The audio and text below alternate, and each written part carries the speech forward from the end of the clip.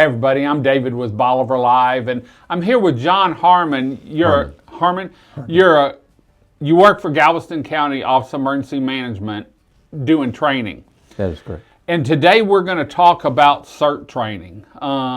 It's a training, from what I've read, training to help people understand what they need to do and how to do it for emergency purposes, whether it's a freeze, a hurricane, any kind of, more or less, I guess, a natural disaster. Natural or man-made. Man-made disaster. Any emergency situation or anything that causes somebody, to have to take steps to be prepared and to be ready and then to take action.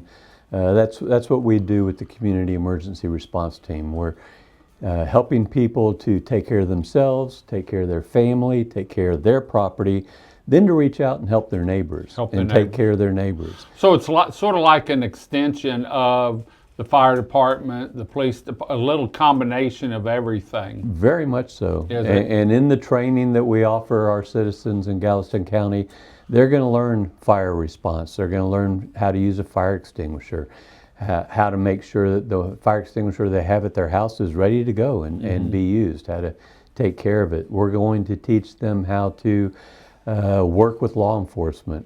And we do this mainly through incident command training. And our members, our volunteers are very knowledgeable in incident command and can fit into the response of the paid and help out. Volunteer, first responders. I told you when we were talking before, I'd taken that ICS 100 and I need to take my test for 200. And I've learned a lot because I've dealt with Galveston County Office of Emergency Management, the ESD, and the fire department and rescue here, when we've had Burl or we had the freeze. And it made me better understand, because that is a FEMA standard, made me better understand how things work and in jurisdictional, Absolutely. It all begins with incident command. And incident command became standardized right after September 11th, when we had all the disasters across the country. And Homeland Security was put together and funded after 9/11.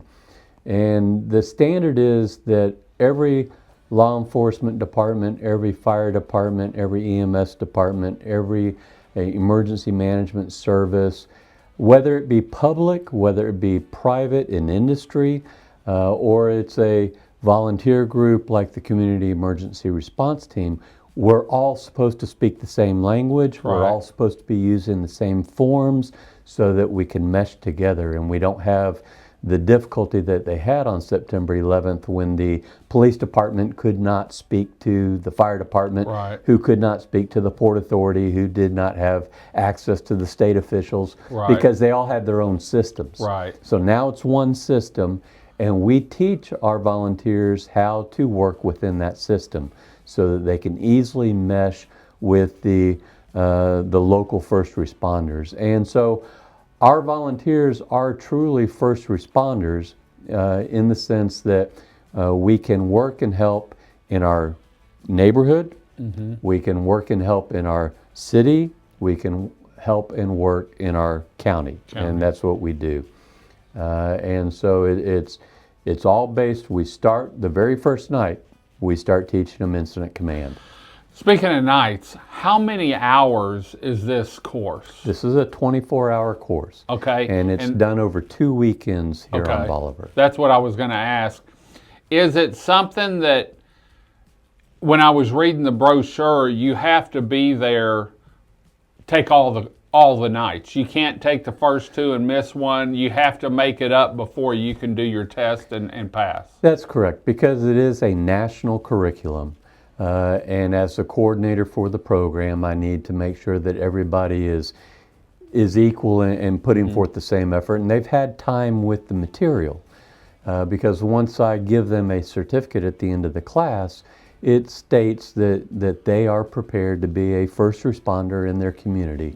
And so if you have to miss a Friday evening, then I generally just ask them to make that up by doing a quick outline of what was covered, so that I know they spent time with the material and they understand what was covered. Okay. But it's 24 hours. We do it over 2 weekends. We'll do, the first weekend will be a Friday evening, then a Saturday, and then a Sunday afternoon. Okay. So that 3 after days. church. So it's 3 days the first weekend. The second weekend is Friday evening, and then we do the Saturday. And the Saturday is 8:30 to 5. But that last Saturday is really an exciting day because it's skills work in the morning to get prepped and ready. And then at about 1 o'clock in the afternoon, we are going to have a disaster at Fort Travis. And the CERT members that are taking the academy and the CERT members that come out to help them graduate and act as victims or people in need of assistance, they're going to hopefully have access to the underground bunkers at Fort Travis. Okay. And we've done this in the past, where we put victims in the bunkers, and then the graduating class has to go in, find them, rescue them, bring them out, take care of them. They'll be putting out fires that we'll have in secure areas within the park. So it's really a great time, but it gives them a chance to show off what they've learned. Great. If people want to get more information on this, I'm going to show a flyer now on it, but what's the best way to register to get, can they go to the GCOEM website, or what's the best way to register for this? You can go to the GCOEM website. There's a link at the website that will take you to our CERT website. Okay. Or you can just very simply Google Galveston County CERT. CERT.